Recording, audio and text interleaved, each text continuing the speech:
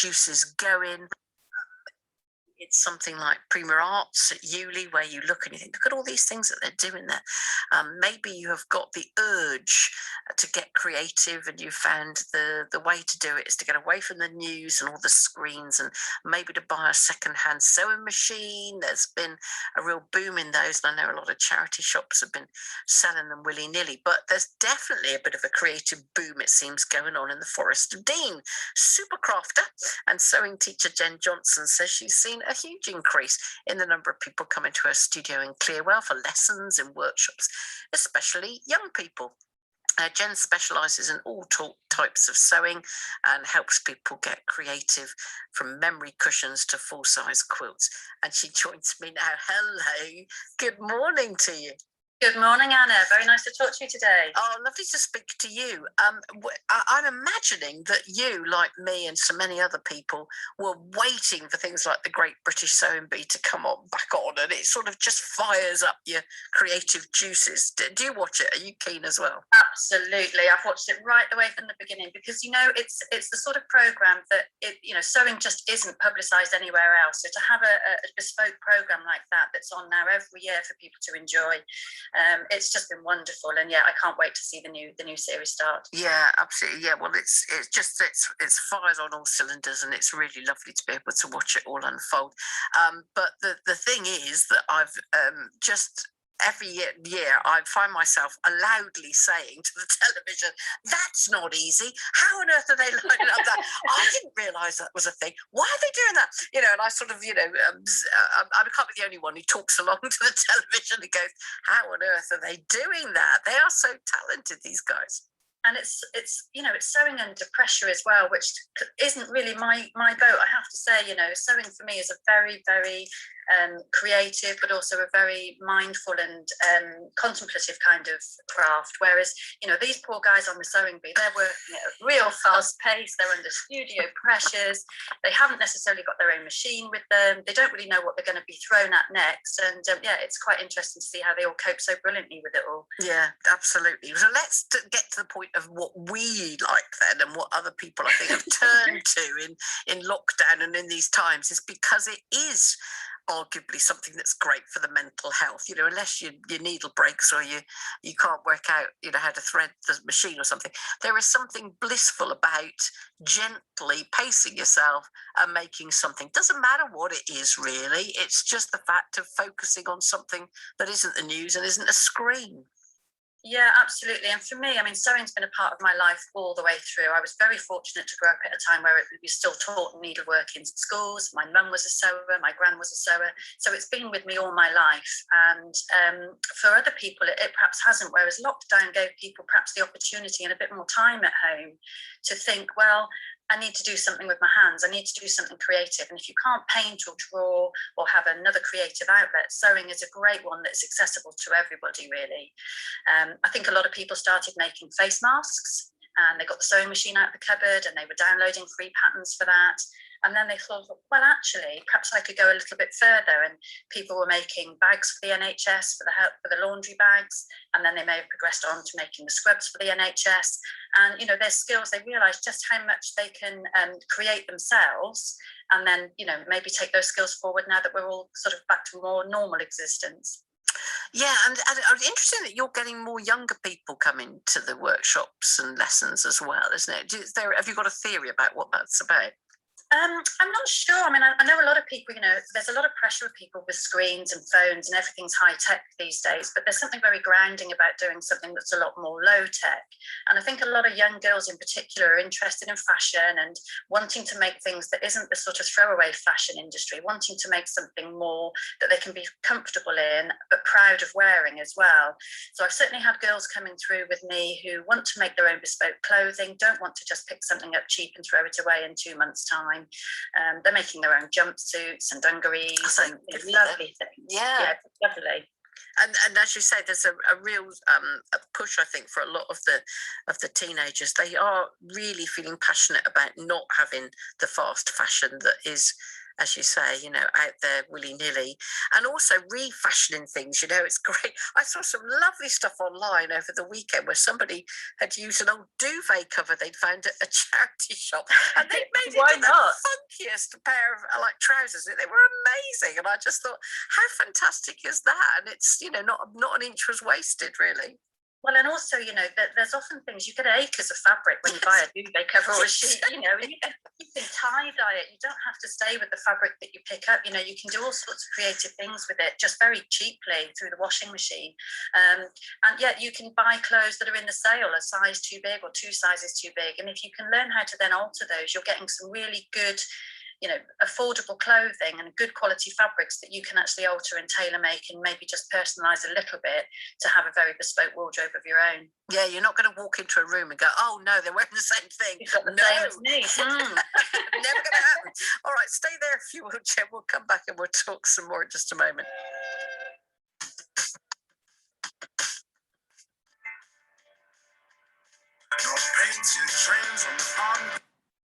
There's been a bit of a boom going on then when it comes to the crafts, and particularly with sewing.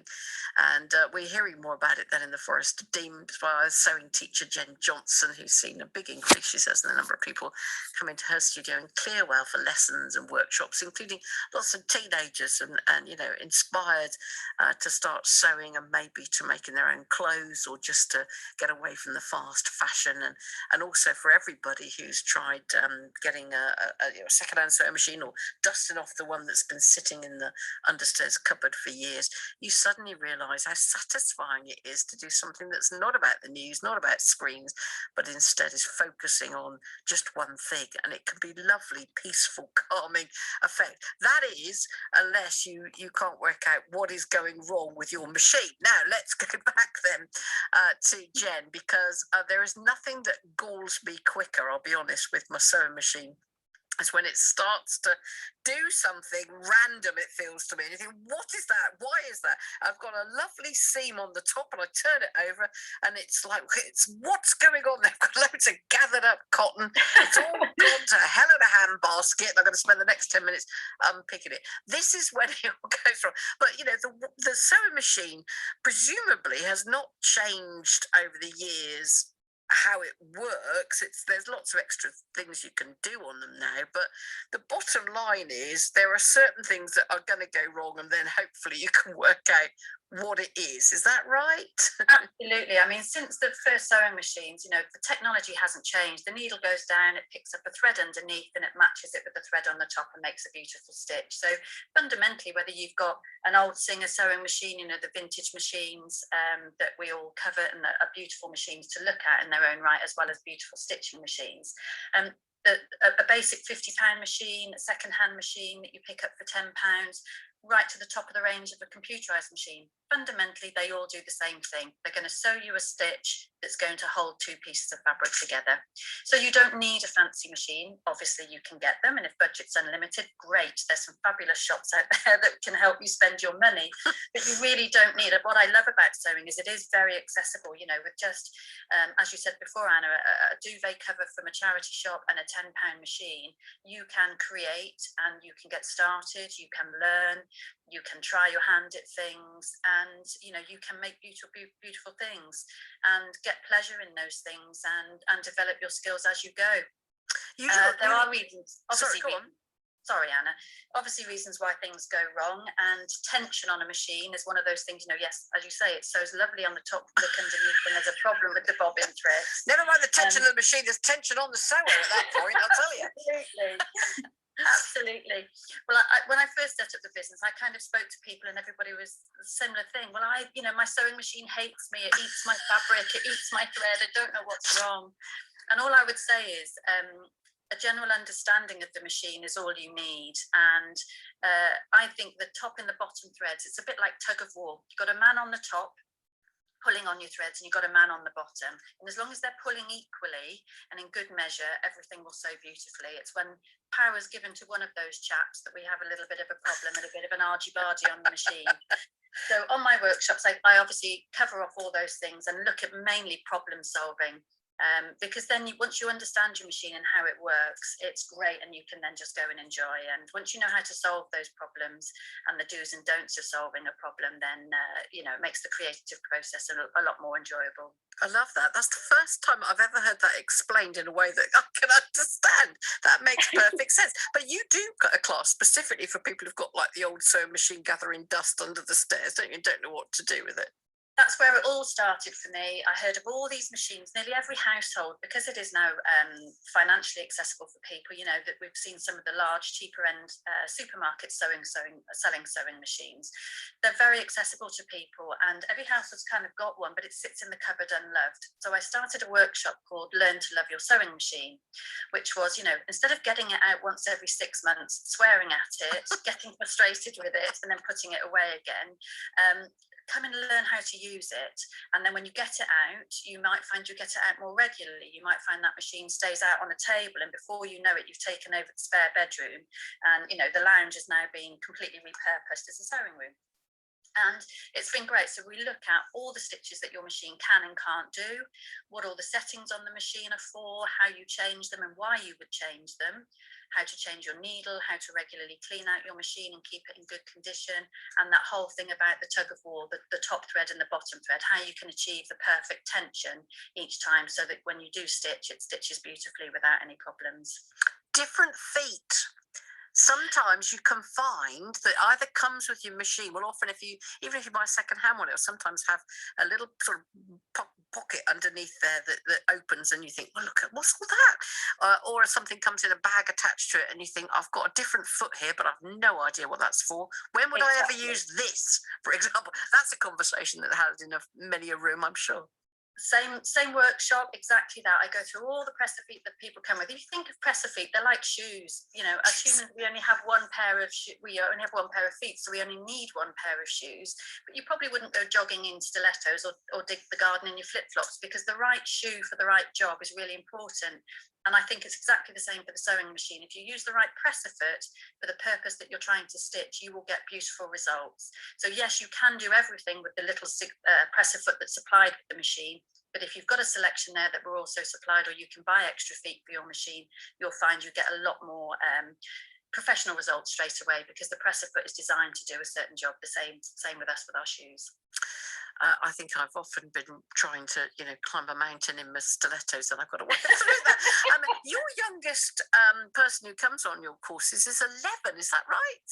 Yeah, and bless her, she's just about to get a new sewing machine for her birthday, because she did have a very basic machine, but we realised she would like some speed control, and she would like some things that would just make her life a lot easier and a little bit safer, because her mum's obviously keen for her to sew unsupervised now that she's got a certain skill level. So yeah, she's making her own clothes, she's starting to design, she's very interested in fashion, and now she's started at secondary school, she's hoping to go and have a look at that as a career potentially. So she wants to play around the next few years and learn how to make darts in clothing, zip fastenings, different ways you can structure a garment. So yeah, really, really excited to have it. And my oldest is 87, so Wow. it's lovely. Exactly. I have the whole spectrum of people coming to it new, working through mums who want to make for their children, whether it's quilts or dolls or toys and things. I then have people who've got maybe a little bit more time later in life when the children have moved home. And then I have lots of people who are retired and maybe want the social element. They want to come out and meet other like-minded people, and they want a structure to their week. So they come on a regular weekly course or a social group that I run. So yeah, I have the whole spectrum of, right from 11 up to 87 at the moment. Fantastic. Have you got some gentlemen there as well? Have you got some guys coming in? Because sometimes they absolutely steal the show on Sewing Bee, don't they? I had one guy recently. I have very few men actually, so please, if you're listening, guys, do come along. There's nothing to be frightened of. You will be in the minority, but it doesn't mean you'll be treated any differently. It's all about the technical side of your machine. I have had gentlemen come, and I've got a hand embroidery workshop actually this Friday, and I've got a gentleman coming on that who's using it as a means of recovering from some surgery. He needs to improve his dexterity, so he comes quite regularly, and he's using the stitching as a way to build up the muscles in his hands and just have that mindfulness and a little bit of slow stitching. Love that. Well, I can see why people come to you because you sound like I feel I could trust you that you would be able to explain things in a way that makes sense. So I can see why Oh, things bless you. Thank you, Anna. have really sort of taken off for you. Do you still enjoy sewing when you're not teaching, or is it sort of it's spoiled it a bit for you? No, I absolutely love it. And in a way, it's kind of reinvigorated my passion for it because people ask me to do things that perhaps I wouldn't do for myself. So it keeps my own skill set really, really fresh. I have to remind myself that people don't necessarily have the high tech machine. So it makes me go back to a time when I was 15 and had a very, very basic machine. So that keeps me very fresh in my skills, makes me more appreciative of the other machines that I have. And I'm always looking at other people's colour patterns and what fabrics they've bought and where they've got their fabrics and the sorts of things they want to make that perhaps I wouldn't really have considered for myself. So I learn as much from the workshops as other people do, to be honest. It's been great for me. And there's not a day that I don't stitch either by hand or by machine. So yeah, no, I absolutely love it. You just touched on something, and before you go, I need to ask you because I think this is like a confessional now. Okay, I should be having some nice biblical music in the background. I would suggest that once you start collecting the odd bit of fabric, let's describe it that way, there is a collection started that will never ever end, and I now have tubs. Several tubs, I won't say quite how many, that are stacked up, all with lovely fabric that I found on my travels. You know, a lot of it's secondhand or bits and bobs or whatever. Sometimes I treat myself to something fresh. And there it sits because it just fires up your imagination. But it kind of gets out of hand quite quickly, I think, a fabric collection. Is that the case with lots of people and you as well? I couldn't possibly comment for myself there, Anna. But yes, definitely. I mean, and the fabric is very tactile. It's a very lovely thing to have. It's a very comforting thing. So we also, we want to make cushions. We want to dress our home. When you start making quilts, that's a different ball game altogether. I have more quilts than I have beds, but that's great because I can change things around. And here I am. I have a purpose-built studio, so I've actually outgrown my home with my fabric supplies. But I'm always using them. I'm very generous on my workshops with them because I've got stuff that I won't get through in my lifetime. If you want to run a sample of something or try something before you tackle it on your own machine and your own lovely expensive fabric, by all means, dip into my stash and use what we've got here, and nothing goes to waste. Okay. All right. I wonder if anybody's going to join the confessional then, along with Jen and I, then about just how much fabric you've got in your collection. Don't tell the other half. Lovely. Thank you so much, Jen. Lovely to speak to you. Jen Johnson there. You can find out more about Jen's different workshops and lessons that she does. And come one, come all, basically.